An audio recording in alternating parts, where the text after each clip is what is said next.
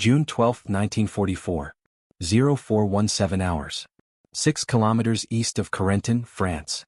A low marine fog rolled across the hedgerow fields and settled into the shallow depressions of the front. The recent rains had turned the soil into thick paste that clung to boots and equipment. The morning light spread in thin gray sheets across the German trench network that dominated the ridge ahead. The 29th Infantry Division had spent 3 consecutive days trying to break this line.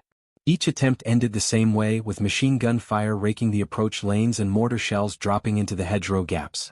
The ridge ran only 200 meters long, but it was anchored by bunkers that covered every approach angle. The fields between the hedgerows narrowed into fatal funnels that punished anyone who tried to cross. This section of earth had earned a reputation among the men. They called it the Ember Line because every advance seemed to ignite into chaos in seconds. Private Elias Thorne crouched in a shallow firing slit, studying the ridge through the sight notch of his M1. He watched the faint shimmer of metal inside a distant aperture. That aperture belonged to an MG-42 that had cut down 7 men from his platoon the day before. He adjusted his helmet strap and wiped the streaks of mud from his cheek with the back of his glove. Elias stood in his early 30s, broad-shouldered from years of lumber work, with hands that looked carved from the same fur he once felled.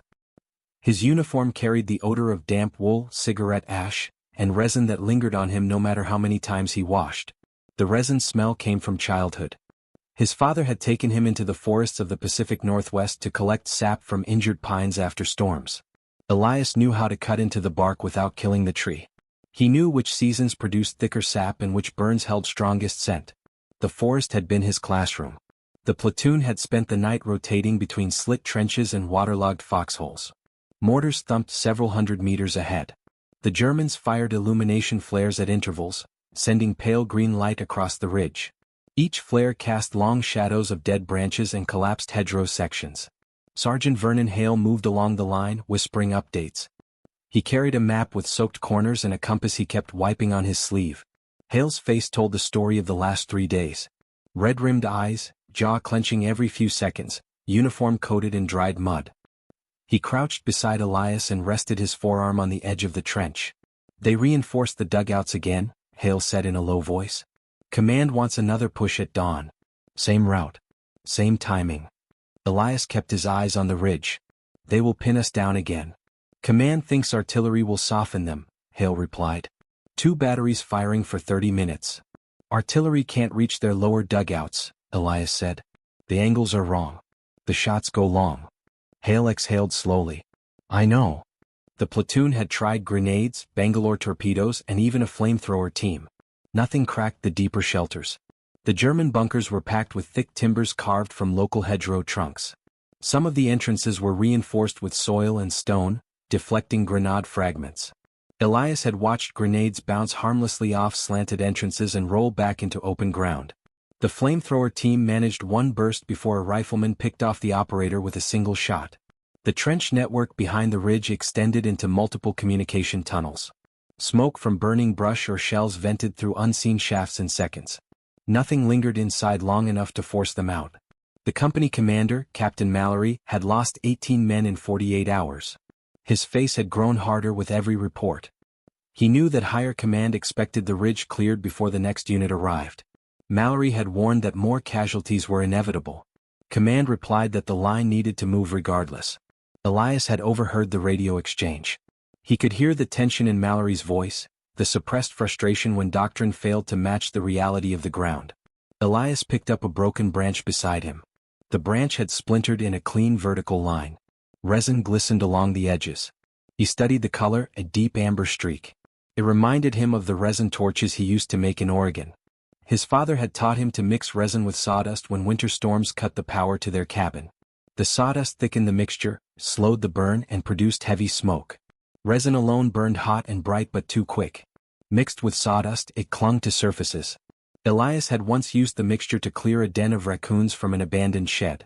The smoke filled the enclosure and forced them out without destroying the structure. He turned the branch in his hand.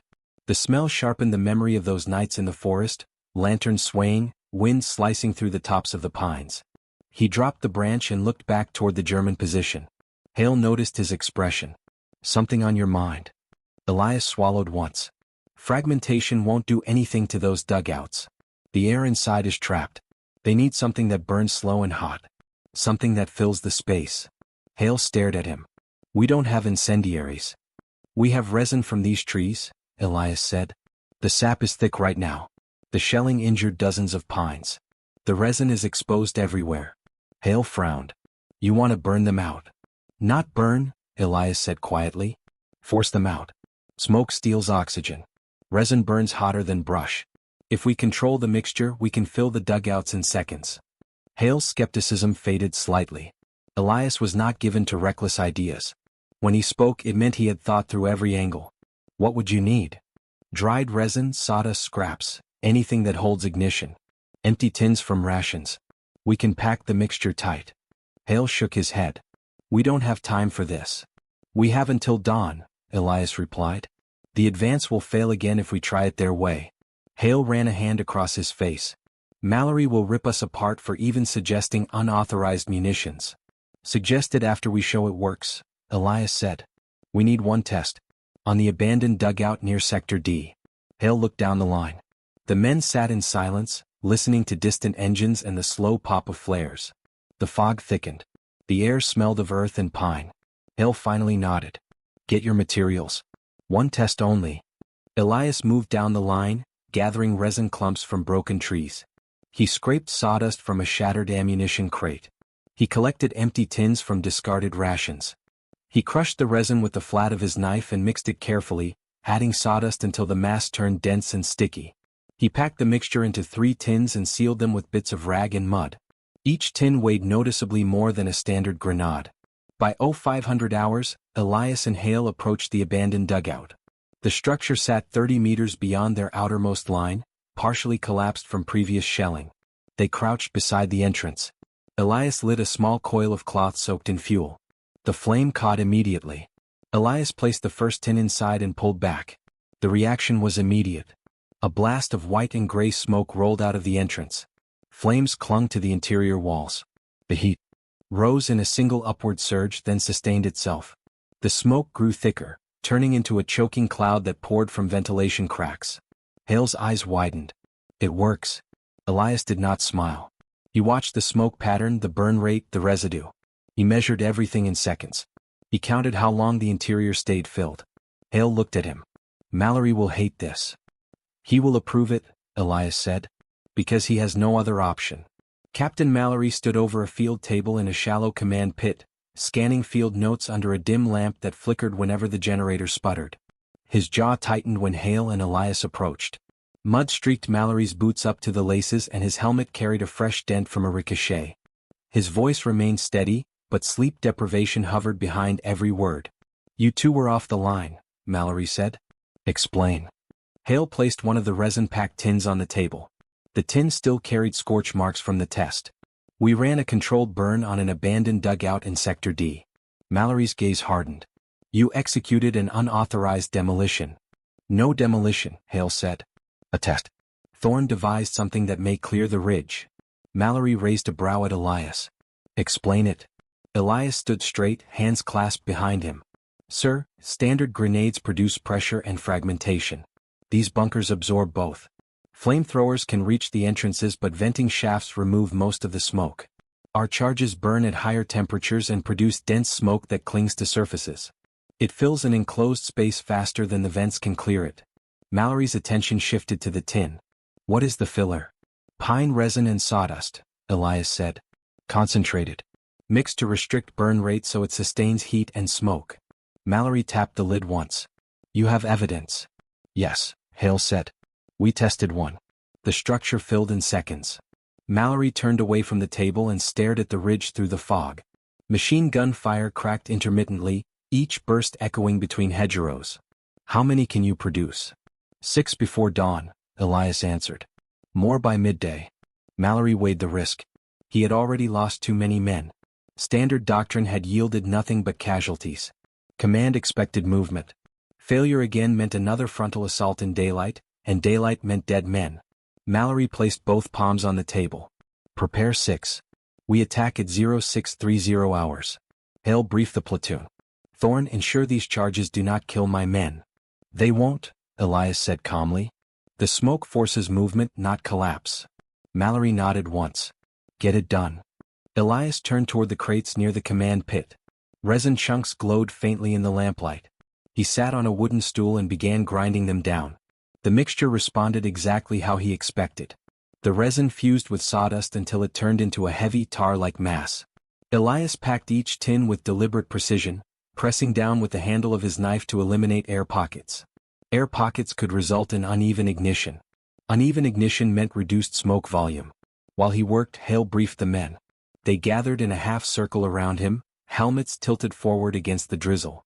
Faces in the dim morning looked haunted. Many had lost friends on the ridge. They stayed silent as Hale outlined the plan. Mallory's authorized Thorn's charges, Hale said. We throw them into entrance points on the first row of dugouts. The smoke will force them out. Once they exit, supporting fire teams will cut them down. A young rifleman asked, "This thing safe?" Hale replied, "Safer than walking straight into an MG-42. Another soldier whispered, "About time we tried something else." Elias continued working, listening to the comments. He understood their doubt. If he miscalculated, the tactic would fail in front of everyone. Worse, it could cause friendly casualties. He tightened each tin lid, double-checked the ignition cloths, and placed the finished charges into a burlap sack. By 0600 hours, the fog grew denser. Visibility dropped to 20 meters. This worked in their favor. German observers would see movement too late to adjust firing lanes. The platoon formed a wedge formation, moving silently through the hedgerow gap that led toward the ridge. The earth sucked at their boots with each step. Birds scattered from the trees as distant shells cracked elsewhere along the line. Elias marched near the front with Hale. The burlap sack sat against Elias's hip. Each step reminded him of the weight. He breathed slow and steady, keeping his focus on the ridge silhouette ahead. At 0614 hours, Mallory radioed the artillery units. 2 batteries fired in staggered waves. Shells struck the upper slope of the ridge, shaking the ground. Dirt and bark rained downward. The artillery created noise and confusion, but it did not penetrate the lower dugouts. Everyone knew this. The intention was not destruction. It was distraction. "Move," Hale whispered. The platoon crossed the first stretch of open ground. MG-42 fire stitched lines across the dirt, but the fog disrupted accuracy. Bullets hissed just inches above their helmets. Elias felt the ground tremble as ricochets struck nearby stones. They reached the first hedgerow barrier separating them from the ridge. Mallory's voice crackled across the handsets. Teams Alpha and Bravo pin their exits. Charlie advances on dugout A2. Hale signaled the team forward. Elias crouched, opened the burlap sack, and retrieved the first resin charge. The tin felt warm in his hand. The ignition cloth protruded slightly from the lid. The dugout entrance lay 10 meters ahead, partially camouflaged with brambles. The opening sloped downward. Light flickered inside from a lantern. Elias caught the faint scrape of boots on wooden planks. The Germans were alert. Hale whispered, "Throw on my mark." 2 riflemen positioned themselves on either side of the entrance, ready to suppress once the enemy emerged. Another soldier prepared a grenade as backup, though Elias doubted it would be needed. Hale counted down with hand signals. 3, 2, 1. Elias struck the ignition cloth with a match. The flame caught instantly. He hurled the tin into the entrance with a precise arc learned from years of tossing resin bundles onto burning piles. The tin clattered once on the planks, then rolled deeper. A muffled roar followed. A wave of dark smoke poured outward, thick and fast. The resin mixture ignited in a contained burn. The flames clung to the interior surfaces, spreading heat in every direction. Shouts erupted inside. German voices echoed through the passageway. Boots scrambled. Another soldier yelled something Elias could not understand. The smoke thickened into a wall of gray that spilled from the entrance like a heavy curtain. Hale shouted, "Positions." 3 German soldiers burst from the dugout, coughing violently. Their eyes were swollen. One carried a rifle but dropped it when he stumbled over a root. Supporting riflemen opened fire, dropping all 3 within seconds. Inside the dugout, more boots pounded along the planks. Another pair of soldiers emerged, one gasping for air, the other disoriented. Both were neutralized in a short volley. The entrance fell silent. Hale looked at Elias. Next dugout. The platoon moved laterally along the ridge, using the hedgerow cover. The second dugout sat partially behind an earthen mound reinforced with timber. This entrance had a narrower opening. Elias studied the angle. A direct throw risked the tin bouncing out. He adjusted, stepping to the side. He waited for Hale's signal. Hale pointed forward. Elias ignited the cloth and lobbed the charge with a low side angle. It struck the wall, ricocheted inward, and exploded into smoke. The response was immediate. German voices inside rose in panic. One screamed for air. Again, disoriented soldiers emerged into a firing line they could not see clearly through the fog. This dugout also fell within seconds. Hale looked at Elias again. "We might actually take this ridge." Elias said nothing. He retrieved the next charge. The ridge narrowed into a broken curve where the third dugout sat deeper than the first two. This one mattered. Its firing aperture commanded a long stretch of the southern approach, which had cost the company 11 men the previous morning.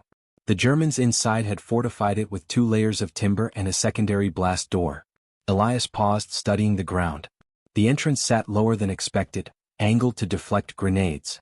Smoke needed to penetrate past the inner bend, or the defenders could shelter behind the blast door until the fumes diluted. Hale crouched beside him. "This one will resist." Elias nodded. "We need the tin to land past the curve. Can you hit that angle?" "Yes," Elias said. "But we need suppressing fire first. The entrance is too exposed." Hale signaled 2 bar gunners to take positions on the flanks. They crawled along a shallow ditch, planting themselves behind leftover logs and broken stone. Riflemen took up supporting angles. The fog thinned slightly, making the dugout more visible but also exposing the platoon. German rifle fire cracked from somewhere inside the trench network. A round snapped through a branch above Elias's head. "Now," Hale whispered. The bar gunners opened fire. The sustained burst hammered the entrance, sending splinters of wood flying from the frame. The Germans returned fire, but only sporadically. Elias waited for the rhythm of gunfire to stabilize. He studied the angle again. He visualized the throw, the spin, the impact. He pulled the ignition cloth, watched it flare, and sprinted 2 quick steps forward. He threw the charge low and tight, aiming for the right interior wall. The tin bounced once, then curved inward exactly as planned. A second later, the smoke burst outward from the lower vents. The dugout reacted violently. Shouting erupted in German. Someone slammed the blast door open. Thick smoke surged into the passage behind it. The door banged against the wall. 3 soldiers stumbled out, one firing blindly. Supporting riflemen dropped them quickly. More followed, half crawling, half falling. Their helmets clattered as they collapsed onto the wet ground. A final soldier emerged coughing so hard he nearly collapsed on his knees. Hale gestured for a ceasefire. The man threw down his weapon and raised both hands. His face looked blistered from heat exposure. 2 men escorted him back while Elias retrieved the remaining tins. "We advance," Hale said. The ridge now opened into a shallow plateau. The fog began to lift, revealing trenches that zigzagged across the top like scars in the earth. German movement became visible in the distance. Shadows darted behind sandbags. A machine gun opened fire from a high corner. Its rounds punched into the mud near Elias's boots. Mallory's voice cut through the radios. "All teams press forward. Take the upper line before they reorganize." Thorn hit their junction bunker. The junction bunker connected 3 trench corridors. If the defenders maintained control of that point, they could reroute troops to any part of the ridge. The bunker entrance was reinforced with slate stones and metal plates scavenged from destroyed vehicles. Worse, the slope leading to it contained no cover. Hale assessed the terrain. "We need smoke." "We have smoke," Elias said, gripping the burlap sack. "Just not the kind they expect." They moved in a staggered formation, running from crater to crater. German rounds snapped overhead. A mortar shell landed 15 meters to their right, throwing dirt in a wide arc. Elias shielded his face, then checked the tins. None were damaged. The smoke plumes from earlier dugouts still drifted across the ridge, adding to the visual confusion. They reached a shallow depression just 20 meters from the junction bunker. The entrance stood open, lit by an oil lamp inside. German voices echoed from deeper within. Elias recognized the rhythm of orders being shouted. They were preparing to reposition machine gun teams. Hale whispered, "Timing must be perfect." Elias crawled forward until he reached the lip of the depression. He ignited the cloth. The flame burned steady. The wind shifted, blowing smoke residue from earlier burns across his face. He waited for a break in enemy fire, then pushed himself halfway out of the depression and threw the charge with a heavy arc. The tin struck the slate stones, bounced and disappeared inside. A massive plume of smoke exploded outward. Heat pressure rolled across the ground like a wave.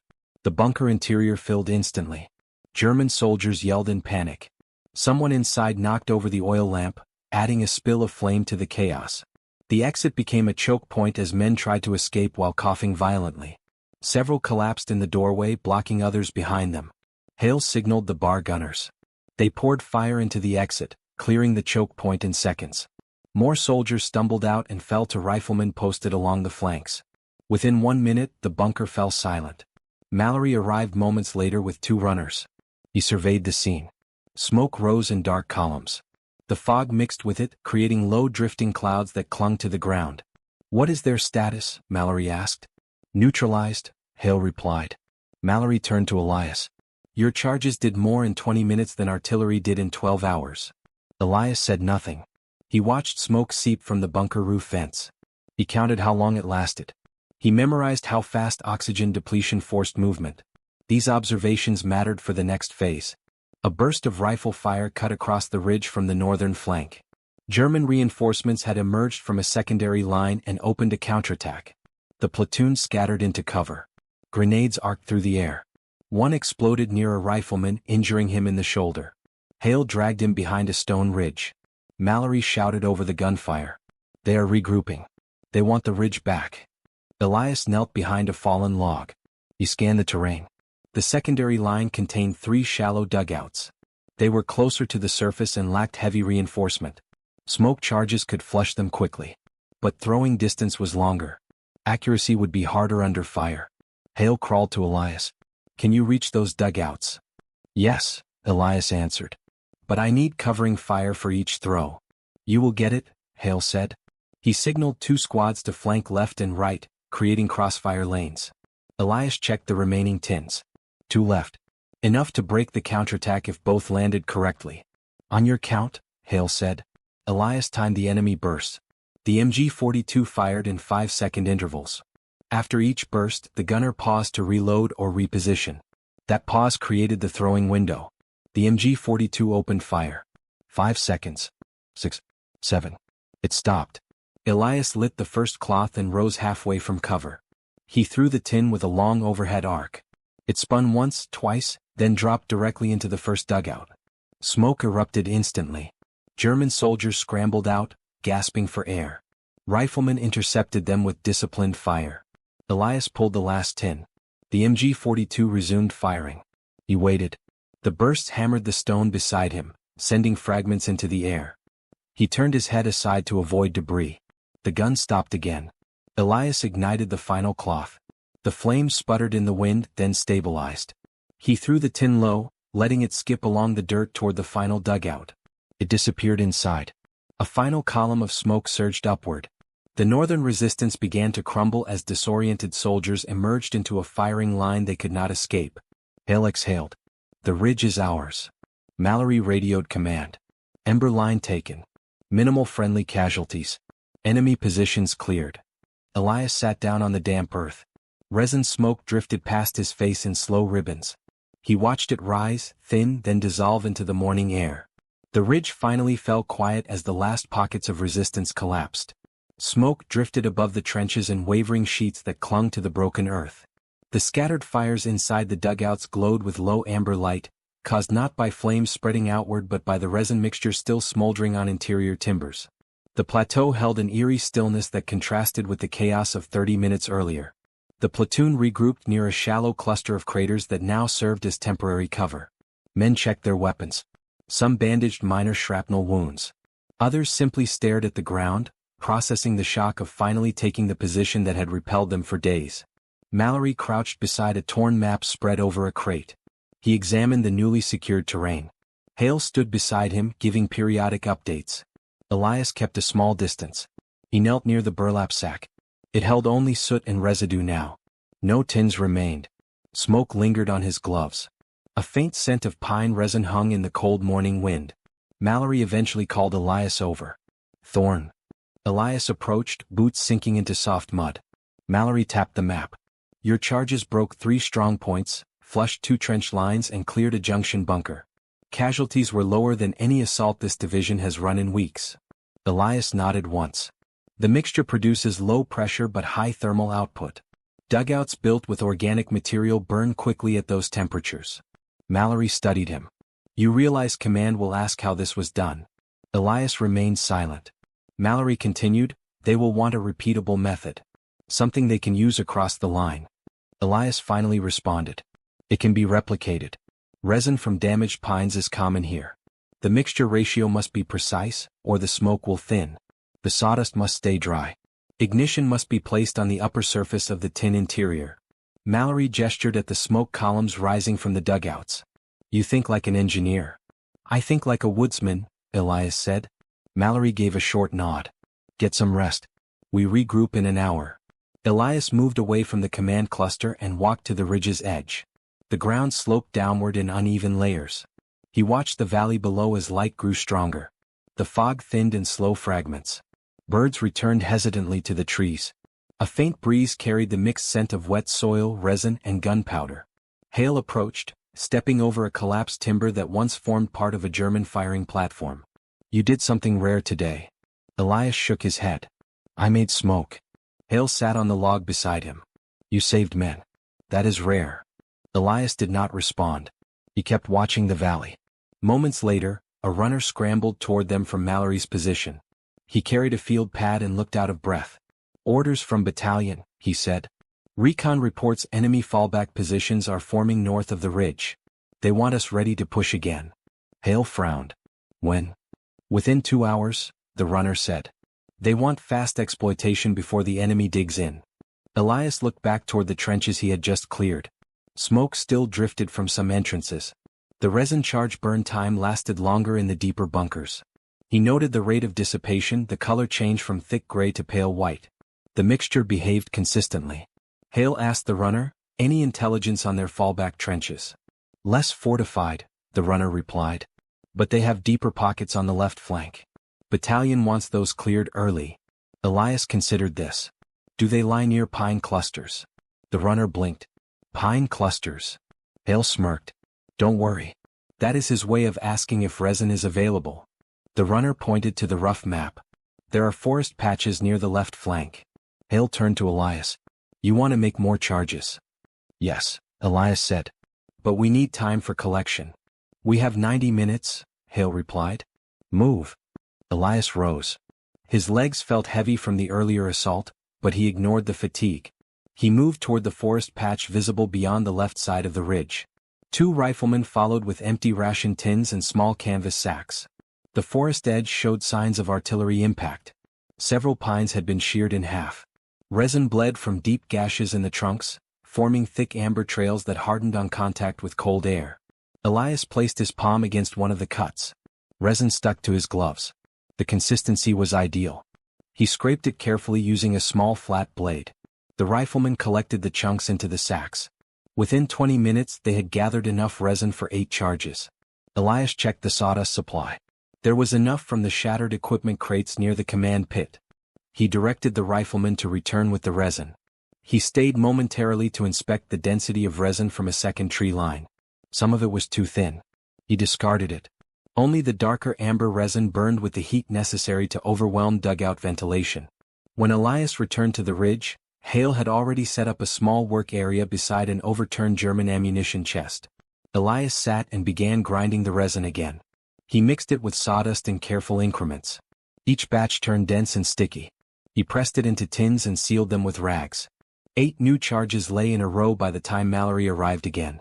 Mallory crouched and inspected the row of tins. Quality consistent. Yes, Elias said. Mallory studied his face for a moment. You trust this mixture? I trust the material, Elias replied. Mallory stood. We move in 40 minutes. Hale, form 2 squads for the left flank. Thorn, you stay with them. The fallback trenches must fall before they have time to reinforce. The company reorganized quickly. Men resupplied ammunition and water. Stretchers transported the wounded toward the rear while medics stabilized those who could still fight. The wind shifted again. The smoke from earlier charges drifted toward the north, creating an accidental curtain that partially obscured the plateau. When the platoon moved out, the sun had risen above the hedgerows, casting long shadows across the mud. German mortar fire cracked in the distance but did not target the ridge. Their lines were still adjusting from the earlier collapse. The platoon approached the new objective. The fallback trenches formed a shallow horseshoe shape across a slope lined with brush and 2 destroyed transport trucks. German machine gunners had begun digging firing pits, but their positions remained incomplete. They scrambled to finish preparations when they spotted movement. Hale shouted, "Cover!" Rounds snapped overhead. Dirt kicked into the air. The platoon slid behind a fallen tree. Elias counted firing intervals again. The MG-42 crew still adjusted their position, which made their bursts uneven. This inconsistency gave Elias multiple openings for throws. Hale whispered, "Same plan?" Elias nodded. He pulled the first tin from the sack. He struck the ignition cloth. The flame held. He sprinted 3 steps from cover and threw the tin toward the nearest fallback pit. It dropped cleanly inside. A burst of resin smoke erupted. The German inside scrambled out, gasping. Supporting riflemen dropped him instantly. German shouting rose from the next pit. Elias grabbed another tin, ignited it, and threw it with a long overhead motion. It arced high, then landed directly inside the second pit. Smoke poured upward. The gunners abandoned their positions and spilled into the open. Riflemen cut them down. Hale called out, "Push forward." The platoon advanced toward the center of the horseshoe line. Elias readied another charge. The ground opened into a deeper pocket. The defenders here had constructed partial roofing from wooden planks. Smoke would trap easily. Elias ignited the cloth, rolled the tin along the earth, and watched it disappear beneath the planks. The resulting eruption of heat and smoke blew the planks upward. German voices screamed. Several men crawled out, collapsing 2 steps from the trench lip. The platoon secured the position within minutes. Hale stepped beside Elias. "Your mixture is winning battles." Elias kept his gaze on the smoke rising from the trenches. "It wins space," he said. "Men win battles." Hale nodded slowly. The fallback trenches now lay under American control, their firing pits silent and filled with gray smoke that drifted upward in slow ribbons. The enemy retreat left scattered equipment, overturned ammunition crates, burned rations, and a trail of discarded helmets. The platoon moved through methodically, clearing each shallow recess and confirming no riflemen remained hidden within blind corners. The ground smelled of resin, earth, and stale gunpowder. Elias walked along each trench line, checking burn marks and airflow patterns to better understand how the mixture behaved in different shapes of enclosures. Mallory and Hale conferred near the center of the captured position. A radio operator crouched beside them with the handset pressed to his ear. The static filled the air in short intervals. When Mallory finally spoke, his voice carried a tension that drew immediate attention. "Battalion reports enemy reserves forming deeper in the woodland belt," he said. "They intend to counterattack from the north, using the timber paths as cover." Hale frowned. "Infantry or mechanized?" "Infantry supported by light machine guns," Mallory replied. "They want to retake the ridge before we dig in." Elias studied the map. The woodland belt formed a natural corridor that led back toward their newly captured ridge. If the enemy established controlled firing lanes inside those woods, the platoon could be pushed back before reinforcements arrived. The command expected the company to hold the ground, but the terrain favored the defenders in the tree line. Mallory tapped the map again. "We intercept them before they reach the open ground. We move into the woods within the next 20 minutes. Hale replied, "Visibility will be low. Enemy knows those paths." Mallory looked at Elias. "Can your charges work in a forest environment?" "Yes," Elias said. "But their effect is limited in open air. The mixture relies on enclosed spaces." Mallory nodded slowly. "Understood. Use them only where terrain shapes the smoke." Elias secured the remaining tins. 5 remained. The resin held steady despite earlier movement. He tightened each lid and checked each ignition cloth. The men around him rechecked their weapons. Magazine pouches snapped shut. Grenades were redistributed. Boots sank into the mud as they formed a staggered formation. The platoon entered the woods, stepping over wet leaves and broken branches. The canopy above filtered sunlight into narrow beams that shifted as the wind moved the branches. The ground carried the smell of pine and damp soil. Elias felt the familiar scent settle into his lungs. It reminded him of the forests of his childhood, though the silence here carried a harsher edge. They moved deeper until the underbrush thickened. Hale signaled for a halt. He crouched, listening to faint movements ahead. The sound of boots brushing against loose soil confirmed what recon had reported. The enemy approached through the central timber path. Hale whispered, 2 firing teams ahead. Elias studied the terrain. The path narrowed between two fallen trunks. The wind barely moved through this section. Smoke would hold for several seconds. Enough to create confusion and force movement. Elias whispered, "I can flush the point team." Hale nodded. "On your timing." The platoon fanned out behind cover. Elias ready to charge. He lit the cloth. The small flame reflected in his eyes. He stepped forward through the brush, raised his arm and threw the tin low along the path. It slid along the soil, struck a root and rolled toward the enemy's feet. Shouts erupted instantly. The resin ignited, releasing a dense plume of smoke. The path filled in seconds.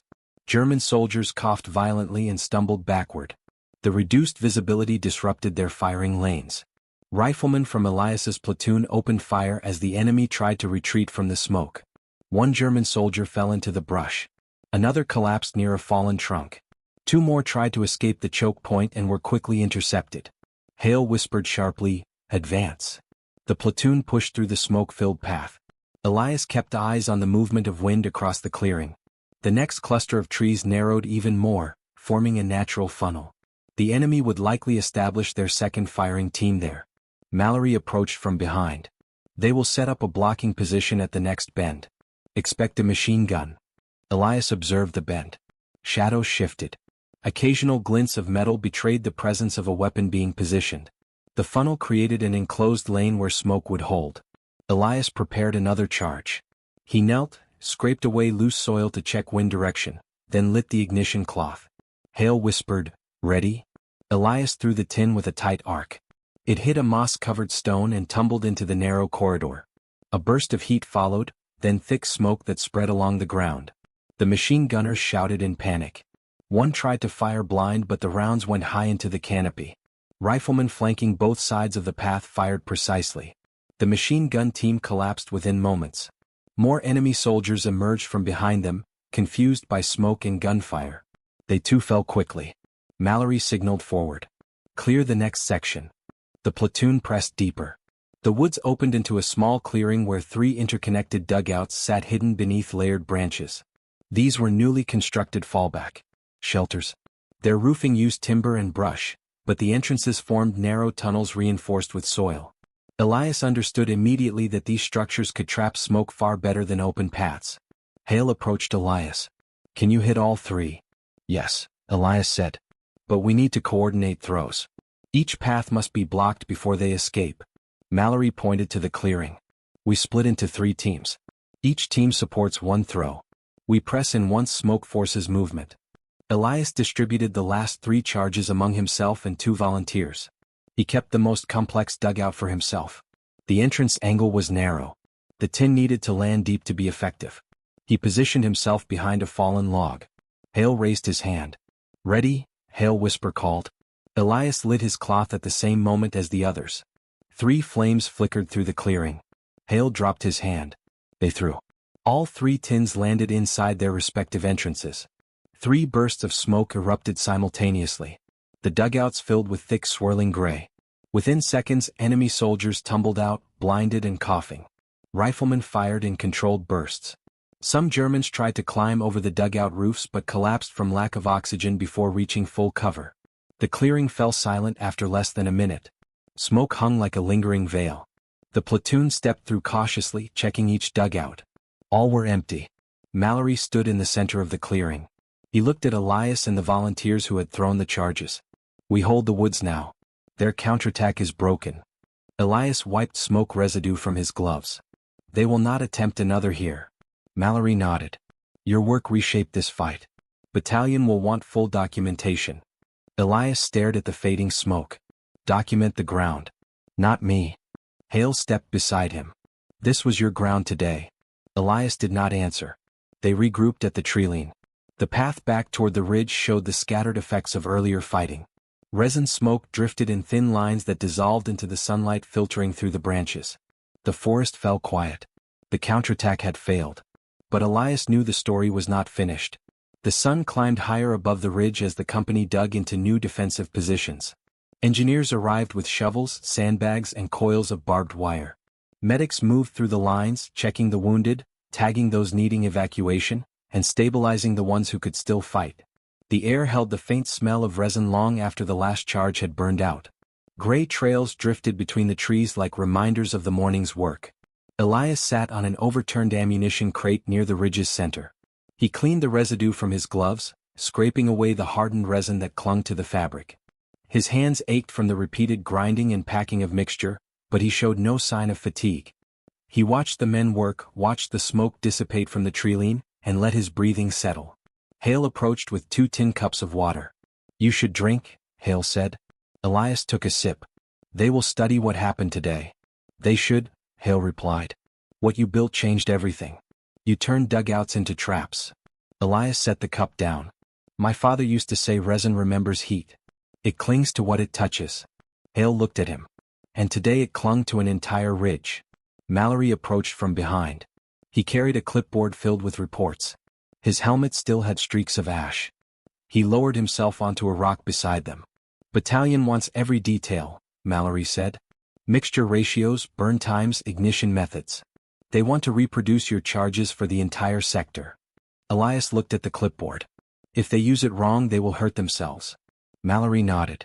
"Then write it clearly. They will follow your notes." Elias exhaled slowly. "I learned this from the forest. Not from manuals." Mallory replied, "War does not care where solutions come from. Only that they work." For a moment, the 3 men sat in silence. The wind pushed thin strands of smoke across the ground, scattering them in irregular shapes. In the distance, artillery rumbled from another part of the front. The sound rolled across the ridge like distant thunder. Hale broke the silence. "Do you realize what this will mean? Your charges saved dozens of men." Elias scanned the dugouts that had been cleared earlier. Burn marks lined the entrances. Smoke stains marked the vents. Broken rifles and collapsed helmets lay scattered along the earth. "I saw too many fall before today," Elias said quietly. "If this mixture keeps one more alive, it is enough." Mallory rose. "You will brief the battalion officers at dusk. Bring your notes. Bring the materials you used. They want a full demonstration tomorrow." Elias nodded. "I will prepare." Hale placed a hand on his shoulder. "You earned rest." Elias looked down the ridge toward the woodland belt. Smoke still floated near the ground but faded with each passing minute. Rest comes when the ground is quiet. The afternoon settled into a rare calm. The ridge no longer carried the echo of gunfire or the whistle of incoming shells. Only the faint scent of pine resin remained. It hung in the air like a signature, marking the place where a woodsman's knowledge had turned into a weapon that saved lives and reshaped the fight.